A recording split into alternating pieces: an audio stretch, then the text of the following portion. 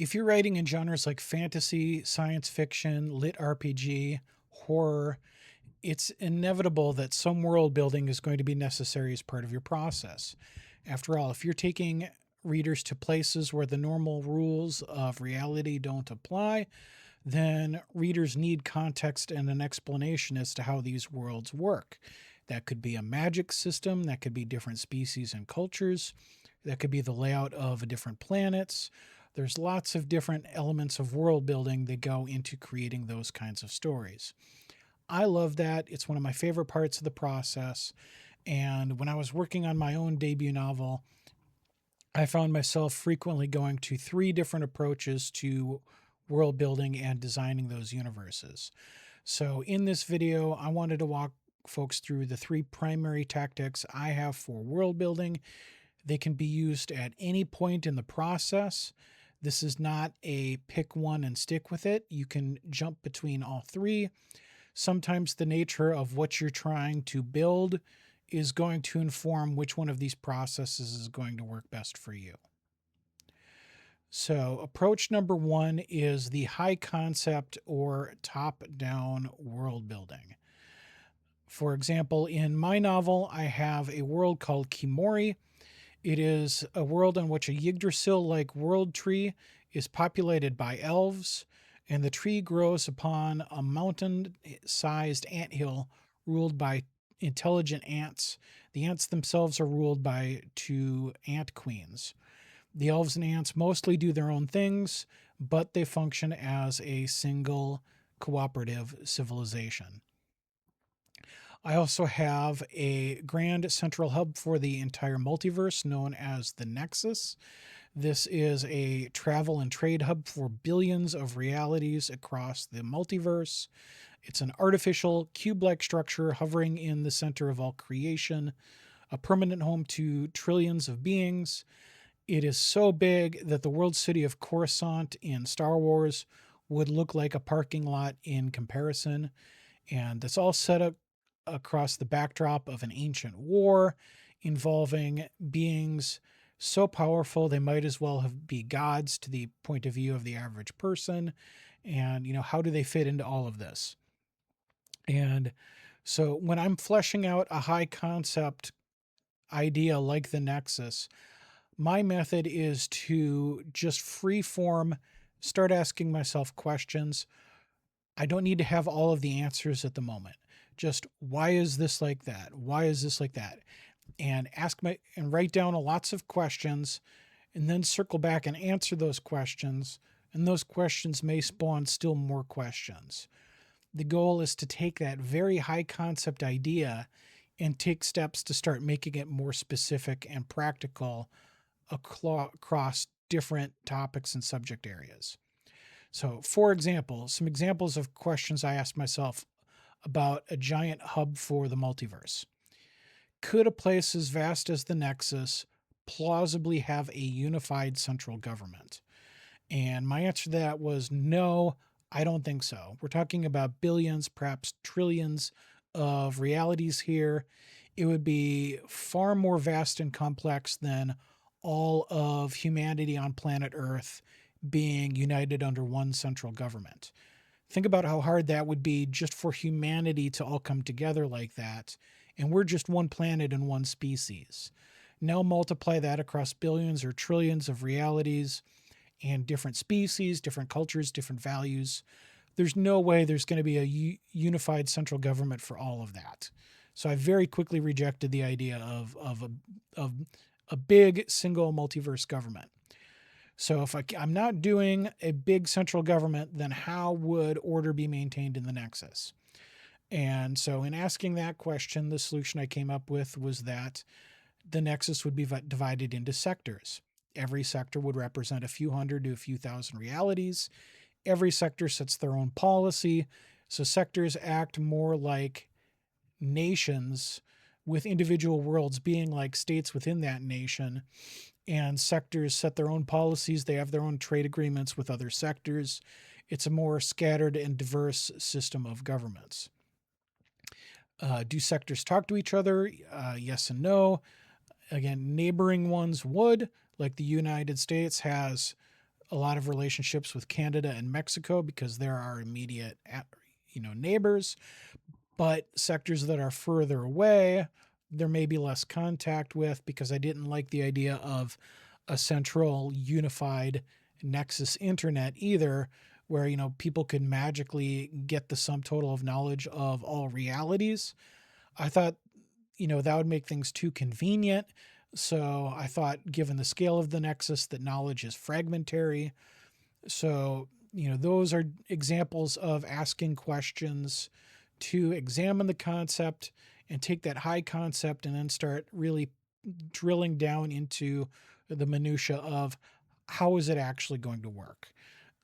Make mind trees for different topics like religion or government, day-to-day living, and just jot down all of your questions, jot down your answers, really explore that with a spirit of play, and go through all the different topics at your own pace to try to help get a more ground level grasp of how that kind of a setting would work. The next tactic I use is character defined or bottom up world building. This kind of world building means you have a character in your mind to start. You already know who your major protagonists are, but now you need to set up the world around them that explains why that character has the powers that they have, or why they think the way they think, or how culture has shaped and defined them. One example of character-driven world building in my own book is I have a species of octopus known as Octari. They have a symbiotic relationship with humanity where when they touch somebody, they can communicate telepathically. They also have the ability to crawl onto someone's skin and appear like a two-dimensional tattoo on someone's skin. And again, continue to communicate with their host telepathically in that form. So with the idea of the Octari, then a lot of world building started to spiral around, okay, if there's a symbiotic relationship, how does that define the culture of that civilization? Does everybody have a partner? And I decided, given the nature of that kind of an intense mental connection, then maybe that's not a good idea for developing children and their own sense of self or identity to have another consciousness in their brain like that. So I decided that children and teenagers do not have Octari partners. They are only partnered up once they reach adulthood and have a more fully developed sense of self before bringing another consciousness into the mix. And if Octari can read minds and read the thoughts of their partners consensually, that's important to note, then can people lie to each other? Can Octari basically serve as truth tellers or lie detectors to say, here's what really happened? How does the justice system work? With Octari having the ability to share memories and things like that. And so not all of these ideas hit the page in the first book. Some of them show up again in later books, but that's kind of the thought process behind a character-driven world building, is that you have a clear picture of the character, but now you need to build the world that explains the character versus already having the world and then having characters that would populate it. And before we get into our last world building concept, if you are an author with a finished book looking to sell directly to your fans and make 100% royalties on your fiction, less payment processing fees, or if you are a writer working on a book right now and looking for tools that can help with your world building or drafting process, either way, Letterpress can help get you covered. Letterpress is an all-in-one writing and publishing platform where authors can link their books on their website, and with one click, readers can pull up the book and immediately start reading. Authors make 100% royalties on their direct sales. As you can see here, it takes seconds to upload a book. This clip is not sped up. And just like that, a manuscript is there for final editing and publication. Authors set their own prices and, as I said, make 100% royalties on their direct sales, less payment processing fees. Payment is handled through Stripe, so it's safe and secure. Besides standalone book purchases, authors can also offer monthly or annual subscriptions. On the writing side, we offer AI assisted tools that can help with brainstorming, plotting, drafting, and revising. So come up with an idea and it'll give you a rough outline that you can work with, generate some characters, and choose from one of 24 genre plot templates or create your own.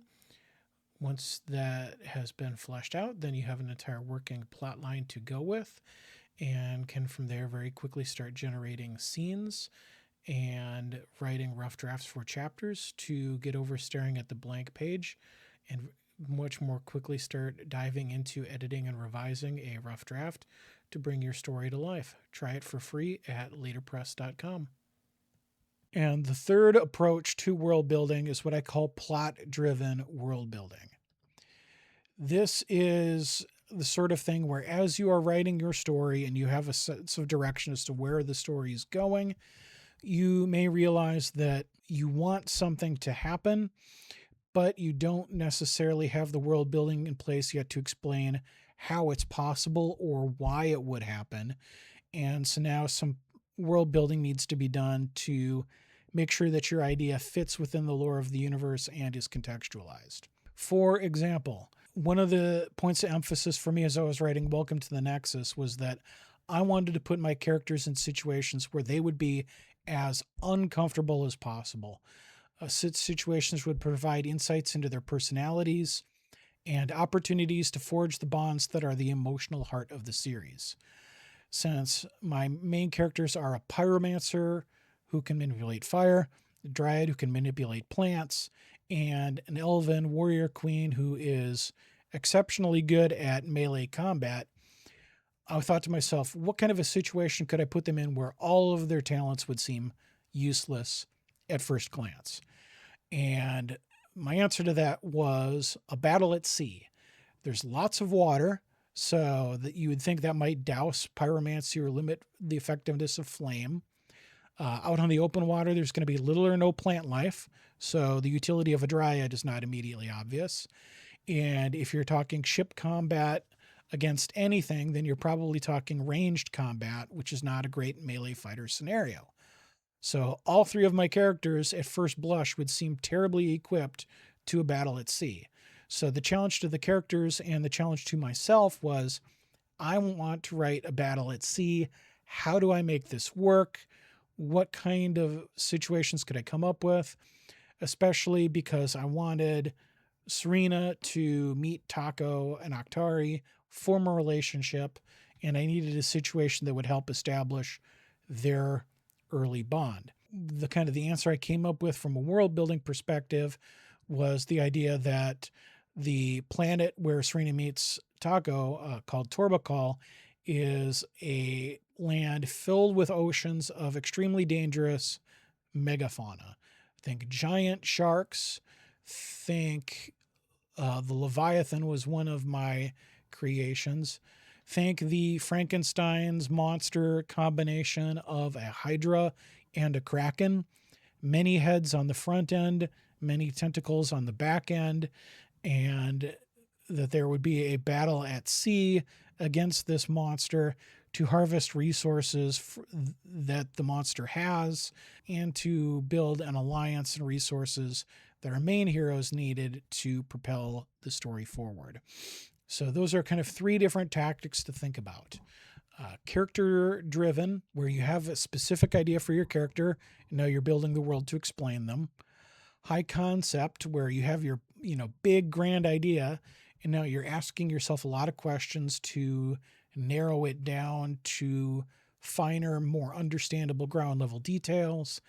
And finally, plot driven world building, which is where you run into a scenario in the plot that you realize you need some extra context, and now you build out the world to explain how that works.